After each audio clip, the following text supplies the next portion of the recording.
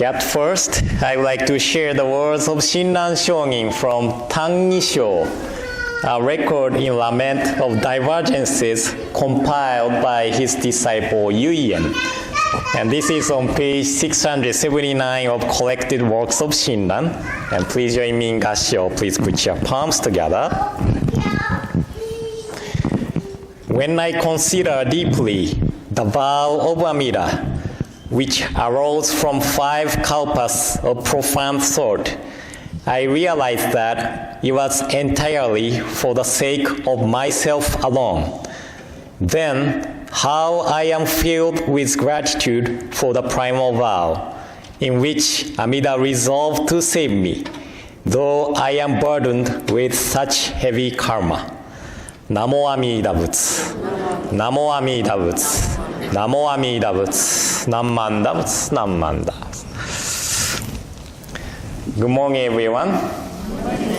And welcome to today's service. And it's nice to see many Dharma school students wear costumes and lead the service with, such a genki. What's the word for genki? English. Yeah, enthusiasm and energy. That's really wonderful. And a few weeks ago, Jin Matsumoto said, "Sensei, you haven't played bass guitar for a long time, And I realized, yeah, that's true. I haven't played bass guitar for a few months, I guess. So I promise you, I will play next week. Okay, next week I will play bass guitar. But it is the season of Ho-Onko, memorial service for Shinran Shonin in Japan.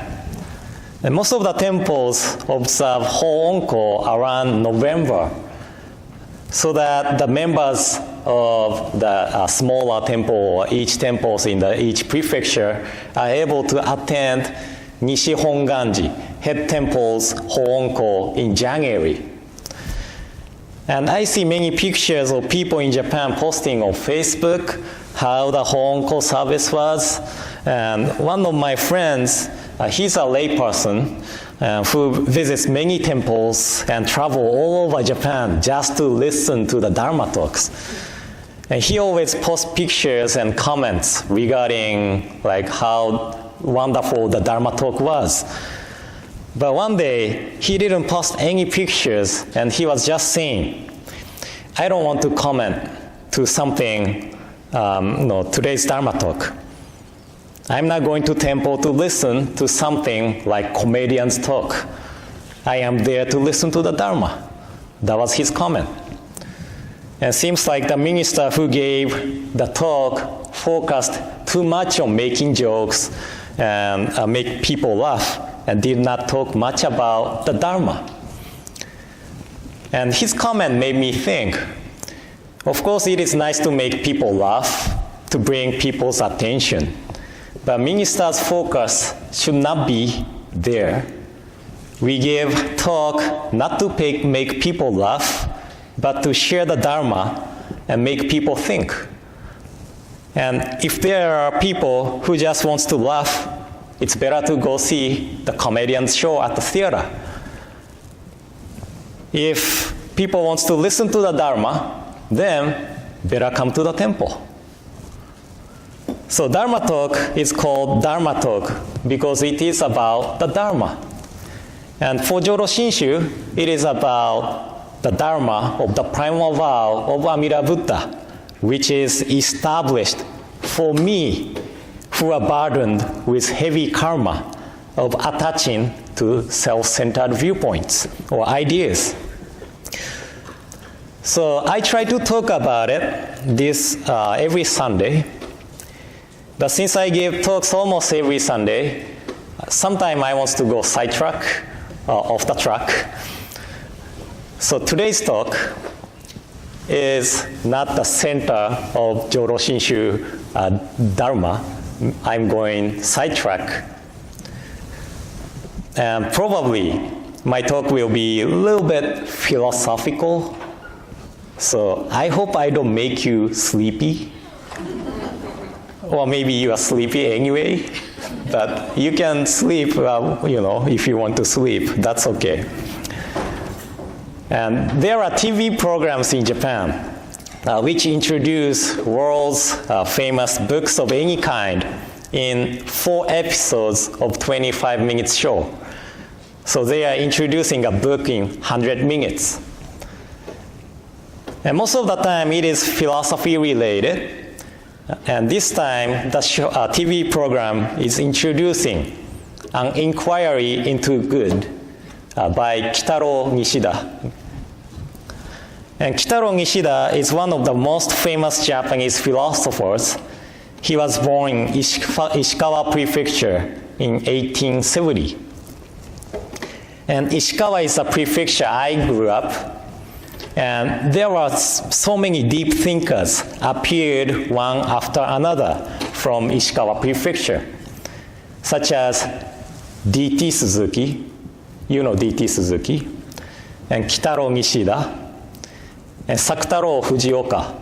These 3 are really famous deep thinkers or philosophers from Ishikawa prefectures. And most importantly, Yuki Sugahara. Right? Well, actually D.T. Suzuki and Kitaro Nishida was a really good friend.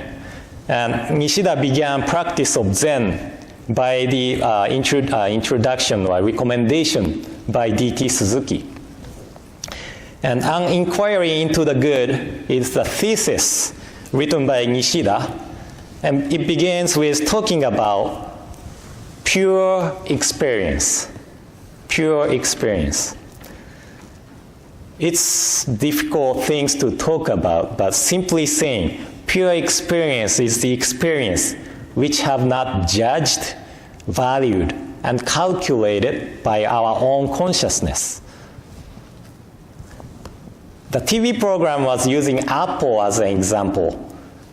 It was saying each apple is a unique apple, but by expressing the apple with the words, it becomes one of them, one of the apple.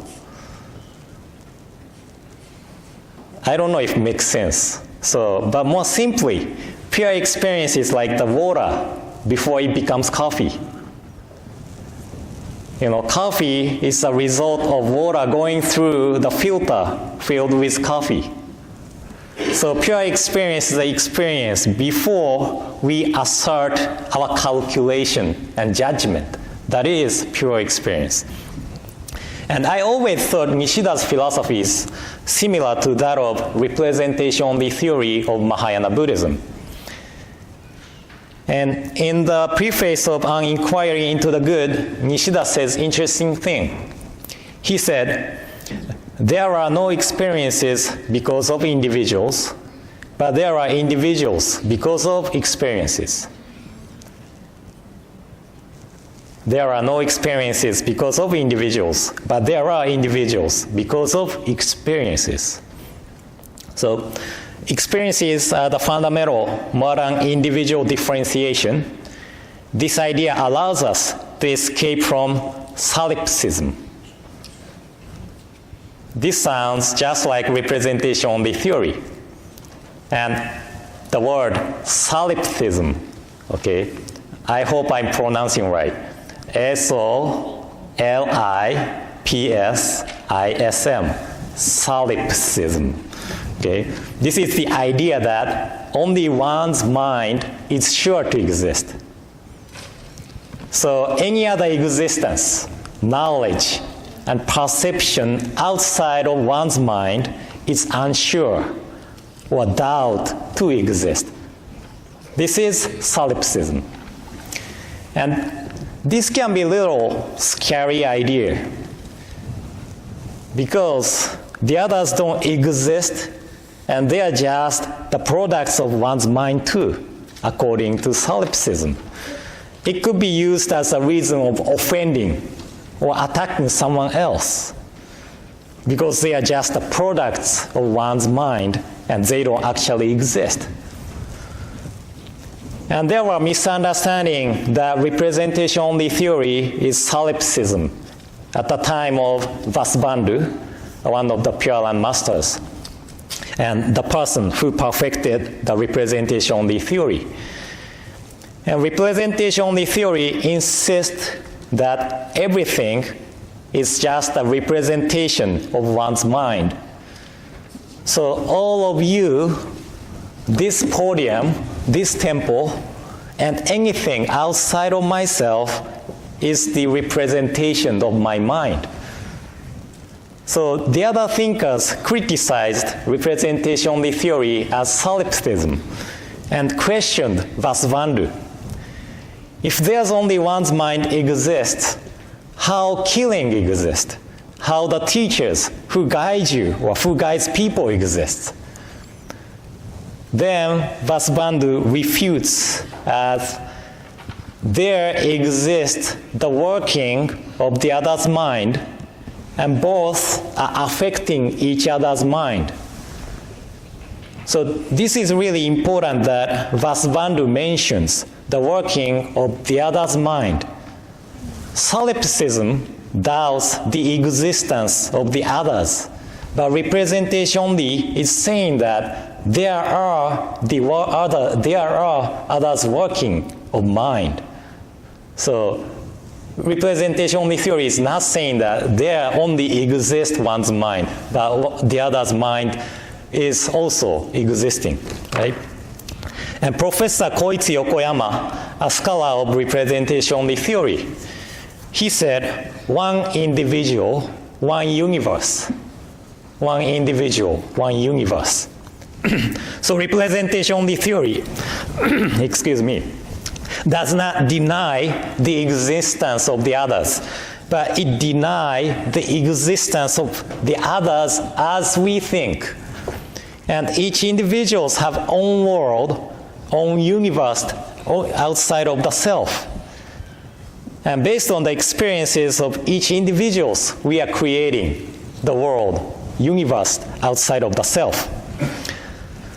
So representation only theory is not the solipsism.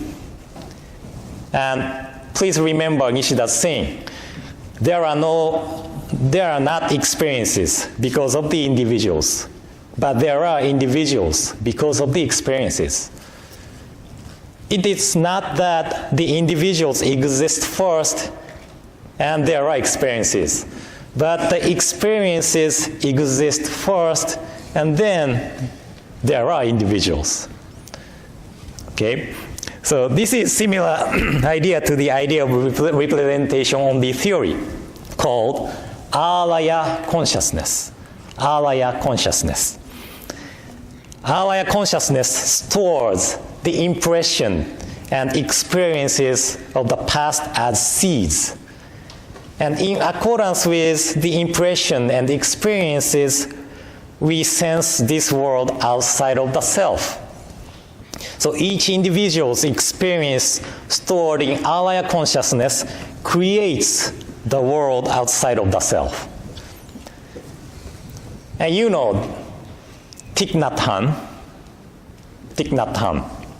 He's one of the representation-only thinkers of today's world.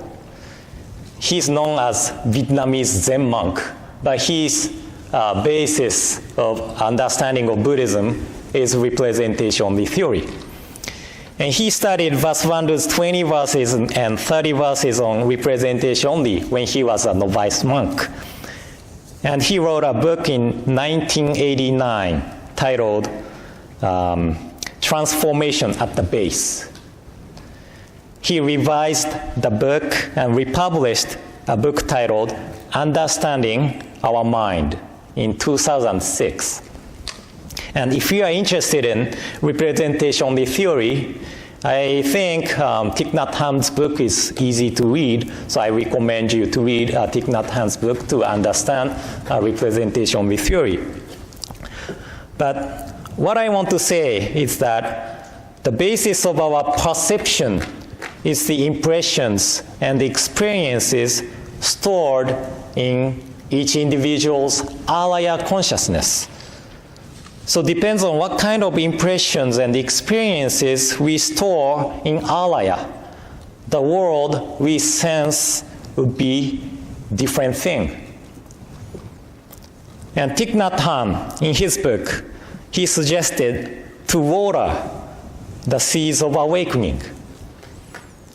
So this is what representation-only theory recommends too, to water the awakening, seeds of awakening. Then we will experience awakening. That is the idea of representation-only theory too. Then question is, how do we acquire the seeds of awakening? How do we acquire the seeds of awakening? That is, to listen to the Dharma. To listen to the Dharma. Then, to listen to the Dharma, what you should do?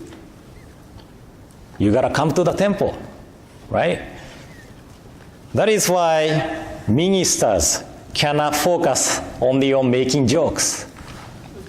It's good to listen to fun and entertaining talk. I like it. I like the way minister gives fun and entertaining talks and conclude with really good, Dharma talk. But after the talk, what is left is the impression that it was fun and entertaining talk. And there is no Dharma left as impression and experiences. Some people are really good at it, so, it was fun and entertaining talk, and it was really great Dharma talk. But I'm not good at it, so I just throw you the Dharma. Yeah, this is what I do, okay? So that is why Jodo Shinshu's Dharma talk is really good to listen, because it's really simple. If I don't have to talk about it, talk for 15 or 20 minutes, Jodo Shinshu's Dharma talk can be done in sentence, right? We don't ask you to remember about complicated philosophy of Nishida, like pure experiences and kind of thing. Well, I don't ask you to memorize the idea of representation-only theory. Jodo Shinshu is about Amida Buddha. And Amida Buddha established the primal vow to save all sentient beings because of the foolish nature of me attaching to the self-centered idea. So this is the core of the Jodo Shinshu teaching. We need to listen. See, it's only a sentences. I can finish my Dharma talk in 2 minutes, right? So when we have this teaching of Jodo Shinshu in our alaya consciousness as seeds, we occasionally remember about the teaching. When we encounter the moments we are being self-centered. And we feel that, because of this self-centered nature of me, Amida Buddha established the primal vow. Nammandav, Nammandav. So this is the daily life of Jodo Shinshu followers. Guided by the primal vow of Amida Buddha, we live the life of the self-awareness of being self-centered and appreciation to Amida Buddha for establishing the vow. So this is what Shinran Shongin's word I shared at the beginning means. When I consider deeply the vow of Amida, which arose from 5 kalpas of profound thought, I realized that it was entirely for the sake of myself alone. Then, how I am filled with gratitude for the primal vow, in which Amida resolved to save me, though I am burdened with such heavy karma. We often think that this world we are sensing now is true and real. But this is a world of delusion created by our own impressions and experiences. And true and real world is a world without any judgments and calculations. And to save means to let us know how we are attached to the self-centered idea, how we attach to the delusional world created by our own impressions and experiences, and to lead us to the true and real world named Skavati, translated as the Pure Land. This is what Amida Buddha saves me. That's the meaning of save means. It doesn't mean like, oh, please help me, Amida Buddha, right? If I pray for Amida Buddha do something. That's not the way Jodo Shinshu works, right? So, I hope today's talk was somehow helpful. Although it was a little complicated at the beginning, it may be, too boring to listen. But as I said, most important thing for Jodo Shinshu Buddhist is to listen to the teaching of the primal vow of Amida Buddha and make the teaching as guiding light of our lives. Okay? So thank you all for coming today. And in closing, please join me in Gassho. Please put your palms together. Namo Amida Butsu. Namo Amida Butsu. Namo Amida Butsu. Namanda Butsu. Namanda.